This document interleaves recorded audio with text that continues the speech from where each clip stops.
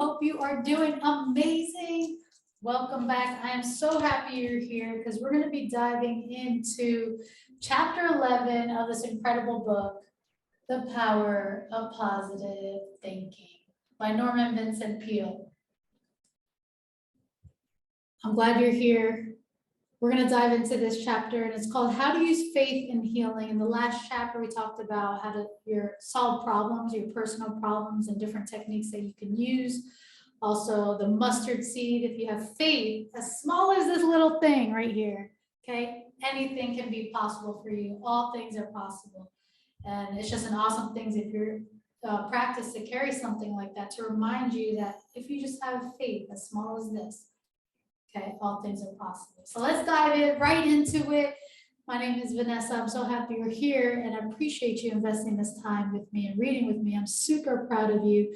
Those of you that are continuing to show up, every single day, and whenever you have a chance to just listen in, to continue to grow, continue to progress and continue to get better and better every single day. So that's what it's about. It's who we are becoming, who we are becoming. All right, chapter 11, how to use faith in healing. Is religious faith a factor in healing? Important evidence indicates that it is. There was a time in my own experience when I was not convinced of this, but now I am, and that very definitely. I have not seen too many evidences to believe otherwise. We are learning that faith properly understood and applied is a powerful factor in overcoming disease and establishing health. My conviction regarding this important question is shared by many medical men. Newspapers carried an account of the visit to America of the famous Viennese surgeon, Dr. Hans. I quote the newspaper story, which was headed, "Honor Surgeon Guided by God." A Viennese doctor, Dr. Hans Finister, who believes the unseen hand of God helps make an operation successful, was selected by the International College of Surgeons for its highest honor, mastery of surgery. He was cited for his work in abdominal surgery with the use of local anesthesia only. Finister, 72 years old, professor of the University of Vienna, has performed more than 20,000 major operations, among them 8,000 gastric resections, which are removal of part or all of the stomach, using only local anesthesia. Finister said that although considerable progress has been made in medicine and surgery in the past few years, all advances are not sufficient in themselves to ensure a happy outcome in every operation. In many instances, he said, in what appeared to be simple surgical procedures, the patients died, and in some cases where the surgeons despaired of a patient, there was recovery. Some of our colleagues attribute these things to unpredictable chance, while others are convinced that in those difficult cases, their work has been aided by the unseen hand of God. Of late years, unfortunately, many patients and doctors have lost the conviction that all things depend on the providence of God. When we are once again convinced of the importance of God's help in our activities, and especially in the treatment of our patients, then true progress will have been accomplished in restoring the sick to health. So concludes the account of a great surgeon who combines his science with faith. I spoke at the National Convention of an important industry. It was a large gathering of the leaders in an amazingly creative merchandising enterprise that has established this particular industry as a vital factor in American business life. I was somewhat surprised when one of the leaders of this organization at the convention luncheon, where the discussion centered around taxation, rising costs, and business problems, turned to me and asked, "Do you believe that faith can heal?" There are many well-authenticated examples on record of people who have been healed by faith. I answered, "Of course, I do not think we should depend on faith alone to heal a physical ailment. I believe in the combination of God and the doctor. The viewpoint takes advantage of the medical science and the science of faith, and both are elements in the healing process. Let me tell you my story," the man continued. "A number of years ago, I had a malady that was diagnosed as osteoma of the jaw, that is, a bone tumor on my jaw. The doctors told me it was practically incurable. You can imagine how that disturbed me. Desperately, I sought for help. Although I had attended church with fair regularity, regularity, regularity. Okay, still I was not a practically religious man. I scarcely ever read the Bible. One day, however, as I lay in my bed, it occurred to me that I would like to read the Bible, and I asked my wife to bring one to me. She was very surprised, for I had never before made such a request. I began to read and found consolation and comfort. I also became a bit more hopeful and less discouraged. I continued to read for extended periods every day, but that wasn't the chief result. I began to notice that the condition which had troubled me was growing less noticeable.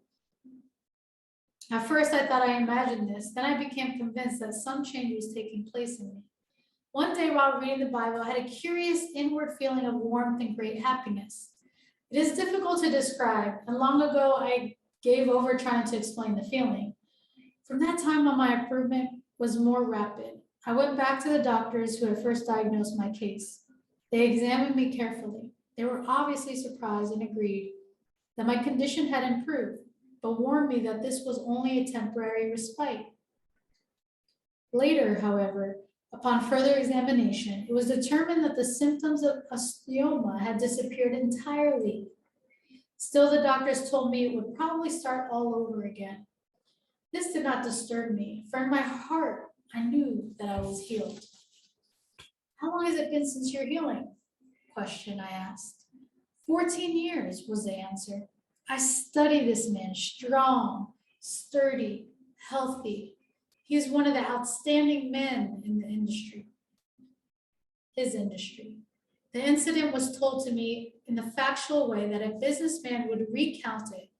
There was not the slightest indication of doubt in this man's mind. Indeed, how could there be? For whereas he had been condemned to death, here he was living and vigorous. What did it? The skillful work of the physician plus. And what was the plus? Question. Obviously, the faith that heals. The healing described by this gentleman is but one of the many similar accounts, and so many of them are attested by competent medical evidence that it seems we must encourage people to make greater use of the amazing power of faith in healing. Sadly, the healing element in faith has suffered neglect. I am certain that faith can and does work what we call miracles, but which are in truth the operation of spiritually scientific laws. There is a growing emphasis in present-day religious practice, which is designed to help people find healing from the sickness of mind, heart, soul, and body.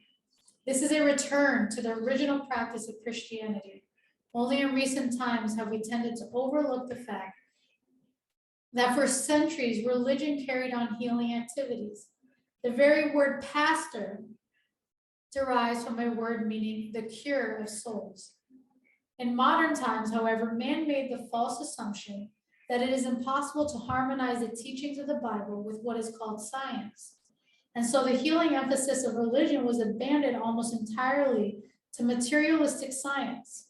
Today, however, the close association of religion and health is increasingly recognized. It is significant that the word holiness derives from a word meaning wholeness. And the word meditation, usually used in religious sense, closely resembles the root meaning of the word medication. Meditation, medication. Holiness, wholeness. The affinity of the two words is startlingly evident when we realize that sincere and practical meditation upon God and His truth acts as a medication for the soul and body. Present-day medicine emphasizes psychosomatic factors in healing, thus recognizing the relationship of mental states to bodily health. Modern medical practice realizes and takes into consideration the close connection between how a man thinks and how he feels. Since religion deals without thought and feeling and basic attitudes, it is only natural that the science of faith should be important in the healing process. Harold Sherman, author and playwright, was asked to revise an important radio presentation with the promise that he would be contracted as a permanent writer. After some months of work, He was dismissed and his material used without credit. This resulted in financially difficulty and humiliation. The injustice rankling in his mind developed into a growing bitterness against the radio executive who had broken faith with him. Mr. Sherman declares that this is a one time in his life when he had murdered in his heart. His hatred made him subject to a physical affliction in the form of mycosis, a fungus growth which attacked the membranes of his throat. The best medical attention was secured, but something in addition was required. When he gave up his hate and developing a feeling of forgiveness and understanding, the condition gradually corrected itself. With the aid of medical science and a new mental attitude, he was healed of his affliction. A sensible and effective pattern for health and happiness is to utilize the skills and methods of medical science to the fullest possible extent, and at the same time, apply wisdom, the experience, and the techniques of spiritual science. There is impressive evidence to support the belief that God works through both the practitioner of science, the doctor, and the practitioner of faith, the minister. Many physicians join in this point of view. At a Rotary Club luncheon, I sat at a table with 9 other men, one of them a physician who had recently been discharged from military service and had resumed his civilian practice. He said, "Upon my return from the Army, I noticed a change in my patients' troubles. I found that a high percentage do not need medicine, but better thought patterns. They are not sick in their bodies so much as they are sick in their thoughts and emotions. They're all mixed up with fear thoughts, inferiority feelings, guilt, and resentment. I found that in treating them, I needed to be about as much as a psychiatrist as a physician. And then I discovered that even those therapies helped me fully do my job. That not even those therapies helped me fully to do my job. I became aware that in many cases, the basic trouble with people was spiritual. So I found myself frequently quoting the Bible to them. Then I fell into the habit of prescribing religious and inspirational books, especially those that gave guidance in how to live." So powerful. Good stuff, huh?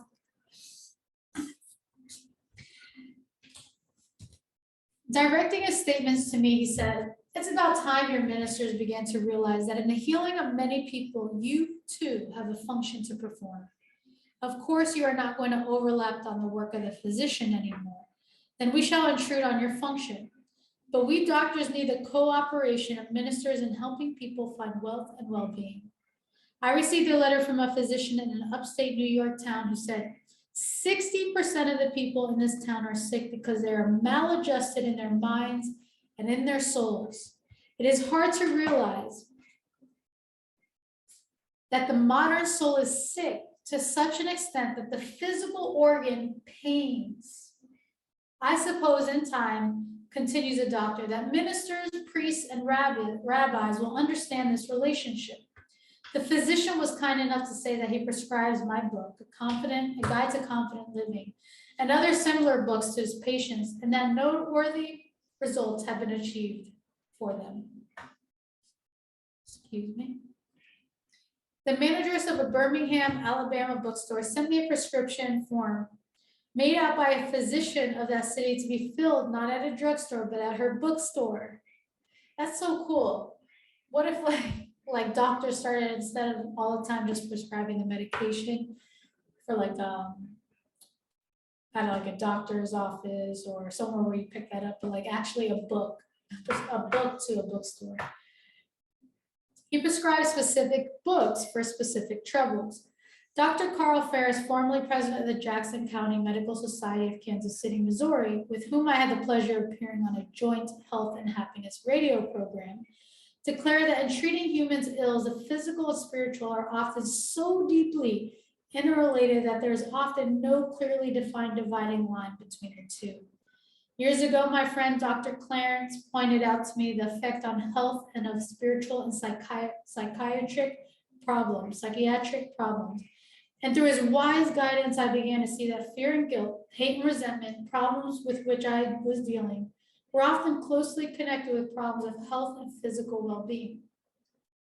So profoundly does Dr. Lee believe in this therapy that he, with Dr. Smiley, inaugurated the religio-psychiatric clinic, which for years had ministered to hundreds at the Marble Collegiate Church in New York. The late Dr. William Seaman Bainbridge and I worked closely together in the relationship of religion and surgery, and we were able to bring health and new life to many. Two of my medical friends in New York, Dr. Z. Taylor Berkowitz and Dr. Howard Westcott, have been of inestimable help in my pastoral work through their wisely scientific yet deeply spiritual understanding of the ills of the body, mind, and soul as related to faith.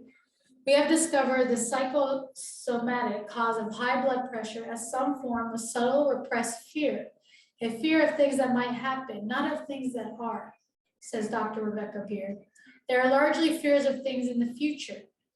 In that sense, therefore, they are imaginary, for they may happen at all.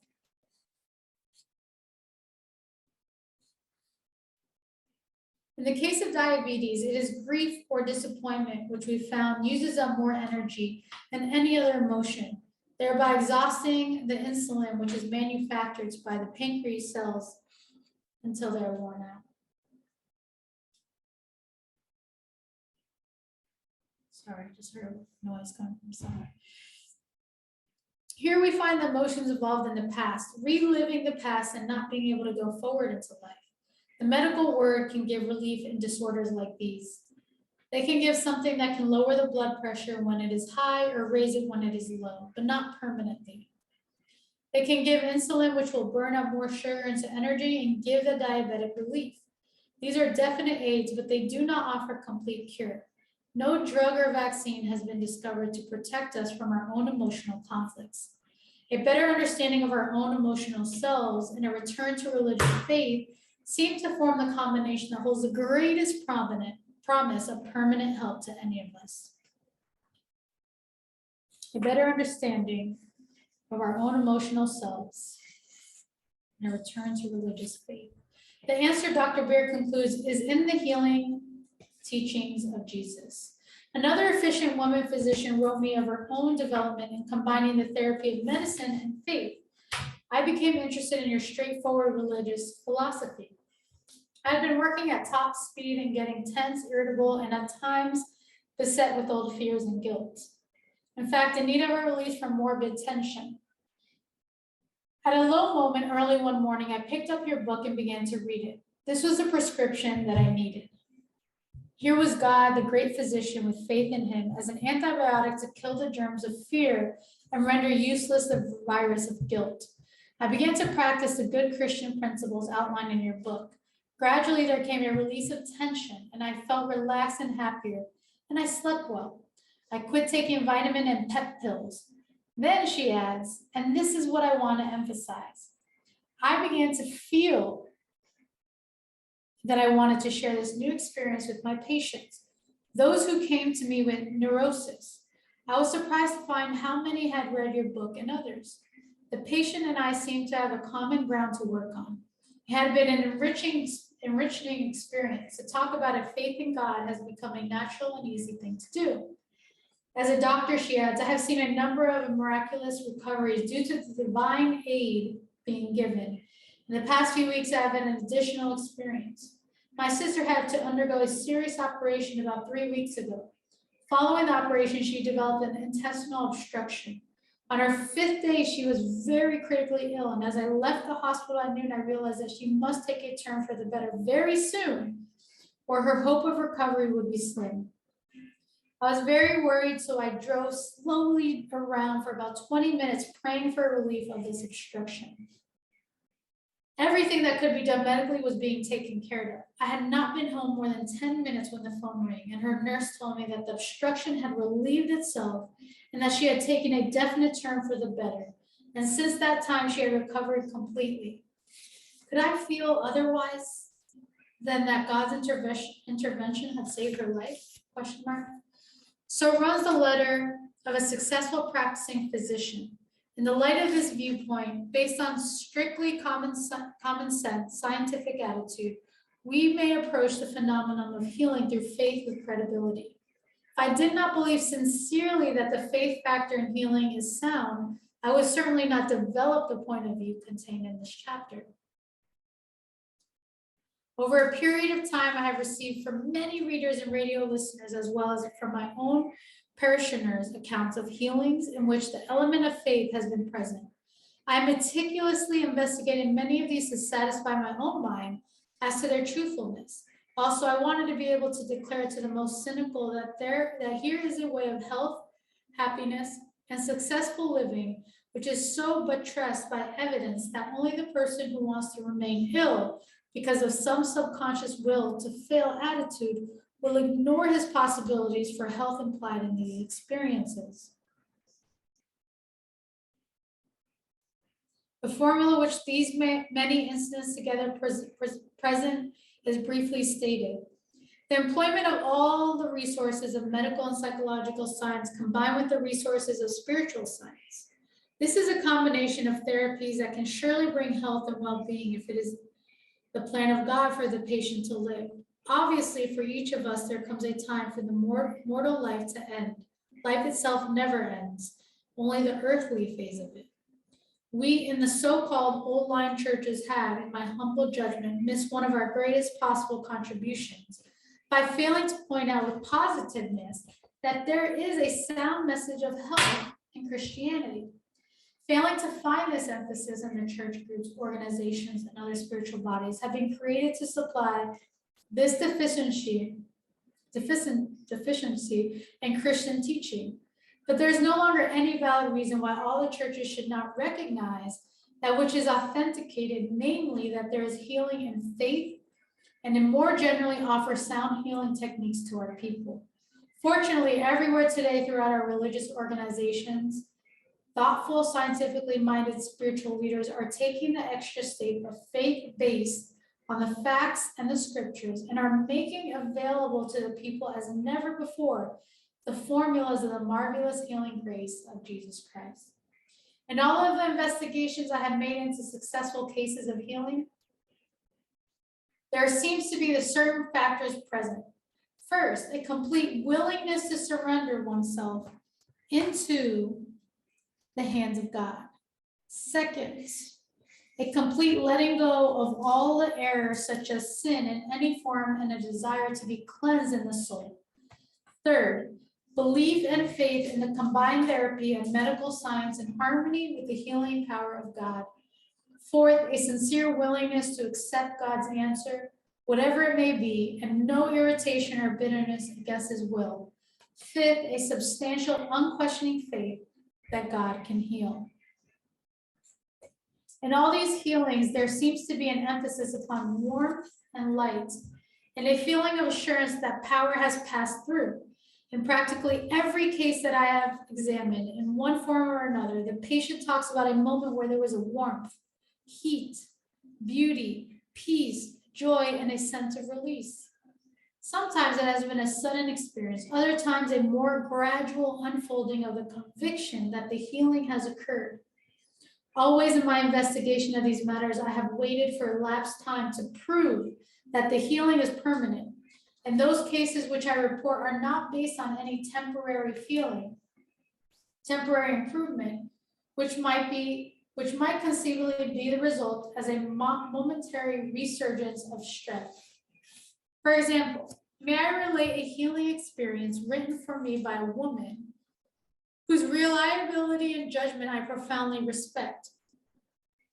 Documentation in this case is thoroughgoing and scientifically impressive. This woman was told that an immediate operation was necessary to remove a growth which had been diagnosed as malignant. I quote her exact words. All precautionary treatments were taken, but the manifestations returned. As may be expected, I was terrified. I knew further hospital treatments were futile. There was no hope, so I turned to God for help. A very consecrated and spiritual child of God helped me by prayer to realize that the right knowledge of God and his healing would help me too. I was most receptive to this kind of thinking and placed myself in God's hands. I had asked for this help one morning as usual and spent the day going about my household duties, which were many at that time. I was preparing the evening meal all alone in the kitchen. I was aware of an unusual bright light in the room and felt a pressure against my whole left side, as though a person were standing very close beside me. I'd heard of healings. I knew prayers were being offered on my behalf, so I decided this must be the healing Christ who was with me. I decided to wait until morning to be sure. If the symptoms of the trouble were gone, then I would know. By morning, the improvement was so noticeable, and I was so free in my mind that I was certain and reported to my friend that the healing had taken place. The memory of that healing and the presence of Christ are as fresh in my mind today as then.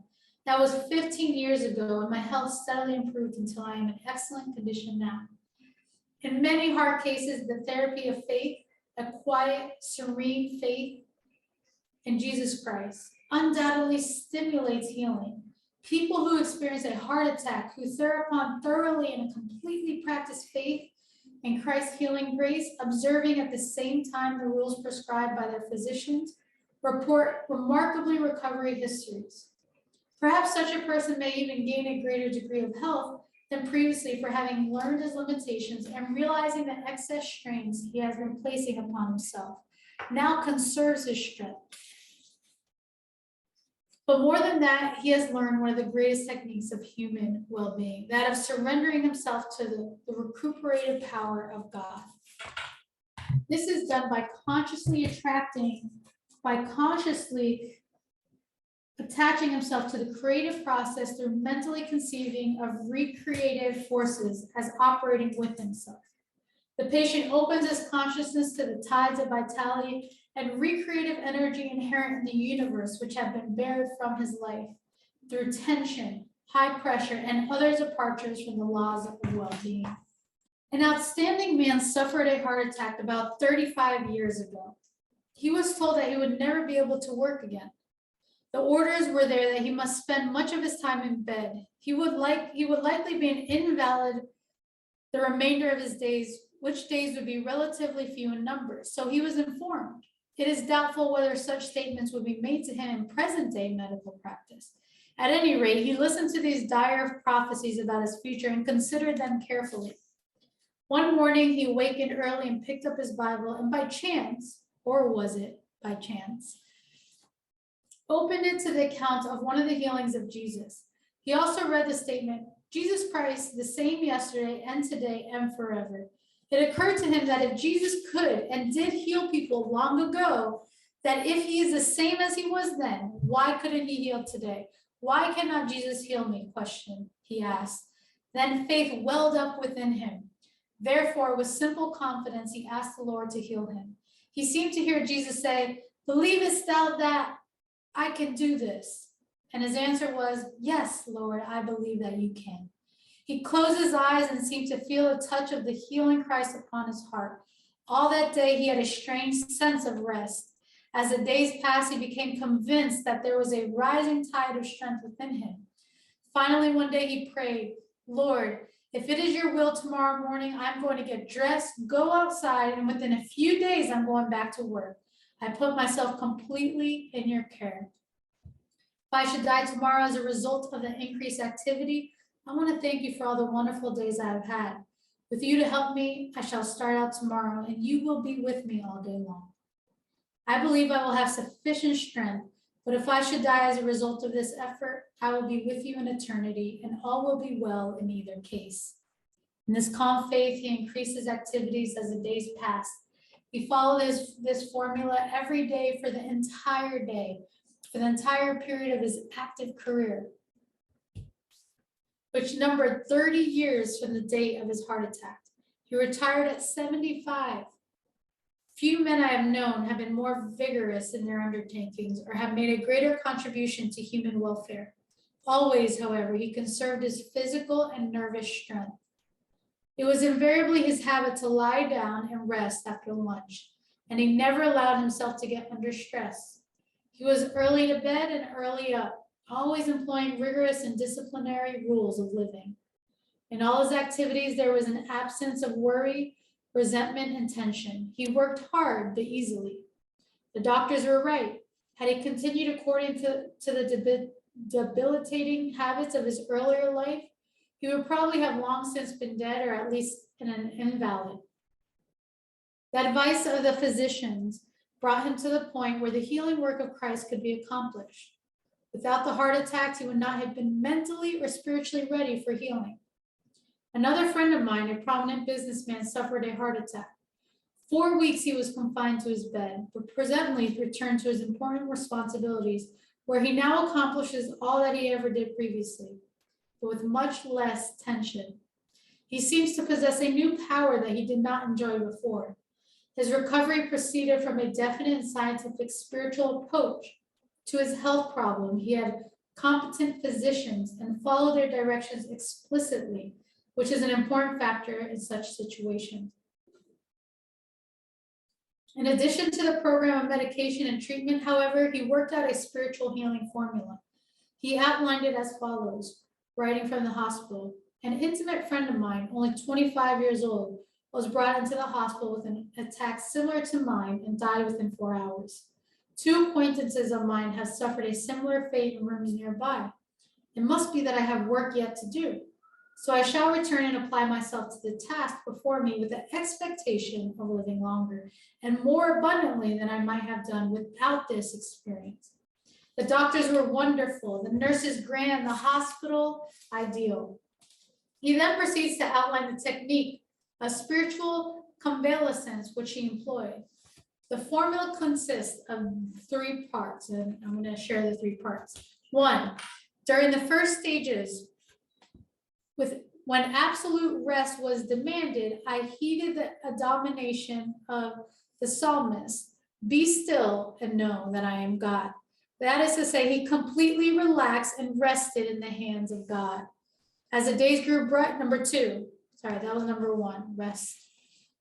Number 2, as the days grew brighter, I used the affirmation, wait on the Lord, be of good courage, and he shall strengthen thy heart.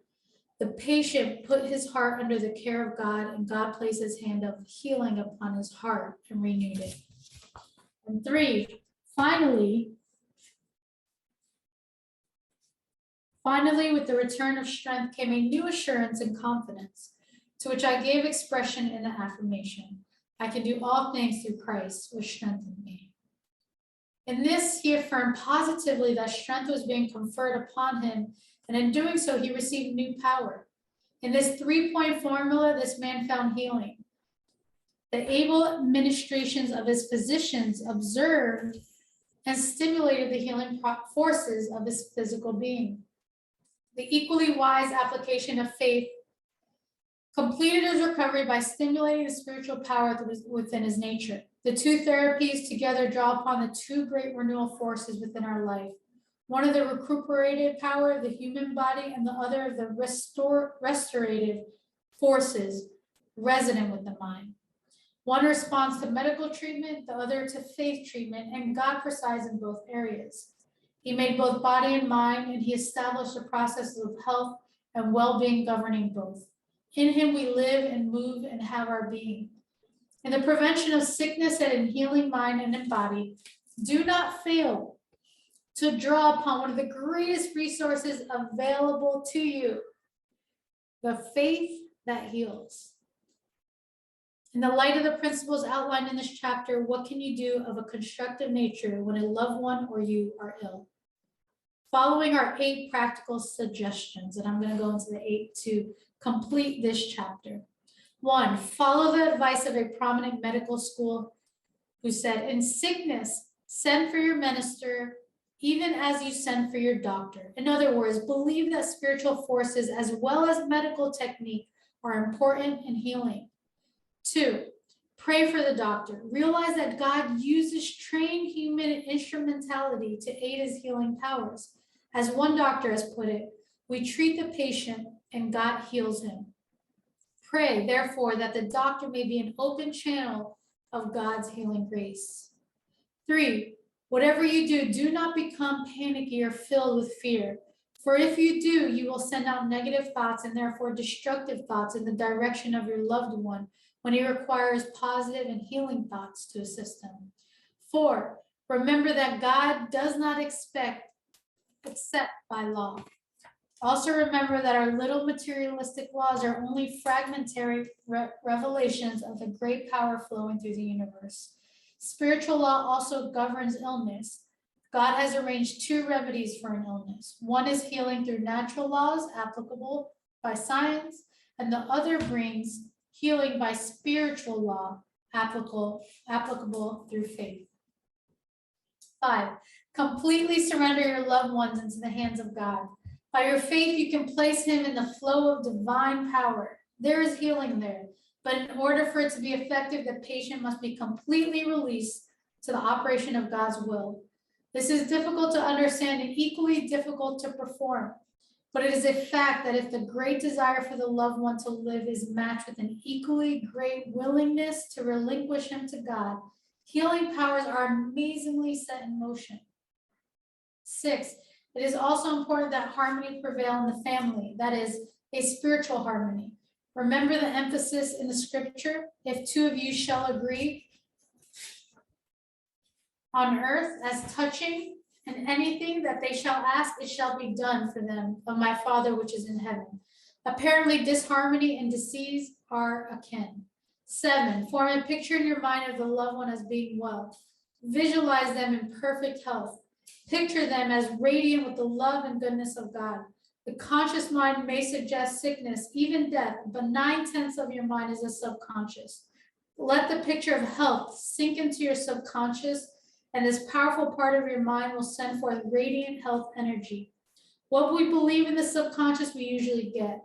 Unless your faith controls the subconscious, you will never get any good thing, for the subconscious gives back only that which your real thought is. If the real thought is negative, the result will also be negative. If the real thought is positive, you will get positive and healing results. 8, be perfectly natural. Ask God to heal your loved one. That is what you want with all your heart, so ask him please to do it. But we suggest that you say please just once. Therefore, in your prayer, thank him for his goodness. This affirmative being will help to release deep spiritual power and also joy through reassurance of God's loving care. This joy will sustain you, and remember that joy itself possesses healing power.